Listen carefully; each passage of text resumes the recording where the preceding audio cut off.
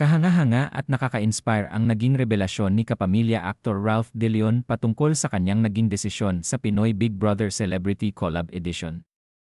Sa panayam niya kay Boy Abunda, buong tapang niyang sinabi kung bakit si Will Ashley, ang kapuso aktor at kanyang matalik na kaibigan sa loob ng bahay, ang kanyang piniling final duo. Sa gitna ng mga spekulasyon at expectations ng publiko na baka si Effie Martinez ang piliin niya, pinatunayan ni Ralph na minsan, mas matimbang ang koneksyon at tiwala kaysa sa ano pamang strategy. Ayon kay Ralph, bago pa man siya ma-evict noong Mayo, malinaw na sa kanila ni Will ang plano nilang maging final duo. Isa raw sa mga huling bilin ni Will sa kanya ay huwag siyang aalis ng bahay hanggat hindi pa sila nagtatambal. At nang bumalik si Ralph bilang wildcard, parang itinadhana na ang lahat, nagkaroon siya ng pagkakataon para tuparin ang pangakong iyon. Will is someone very close to my heart, emosyonal na pahayag ni Ralph. Siya ang tinatakbuhan ko kapag may problema ako, kapag gusto ko lang may makausap siya talaga. Hindi ito basta brotherhood na nabuo dahil sa kompetisyon. Isa itong samahang hinubog ng araw-araw na pagsasama, pag-unawa sa isa't isa, at pagiging sandalan sa mga mahihirap na oras. Sinabi rin ni Ralph na malaking bahagi ng kanyang desisyon ay ang pagiging komportable niya kay Will, isang bagay na mahirap matagpuan sa gitna ng pressure ng reality show, marami man ang nagulat.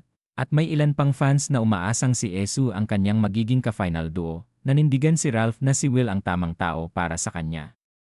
We had plans before of becoming final duos na baka hindi nakita ng mga tao sa labas, dagdag pa niya. Sa kabilang banda, pinatunayan din ni Will na mutual ang nararamdaman nilang comfort at connection. Ayon sa kanya, kung siya man ang pipili, si Ralph pa rin ang kanyang pipiliin.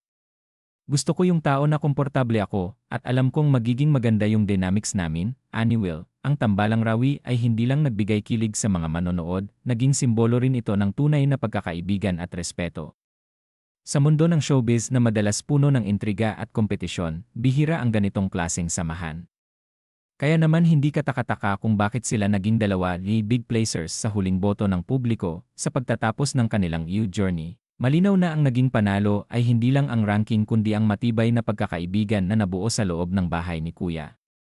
At habang sabay nilang haharapin ang panibagong yugto sa kanilang career, dala nila ang isang kwento ng katapatan, suporta, at connection na tumatak sa puso ng mga Pilipino.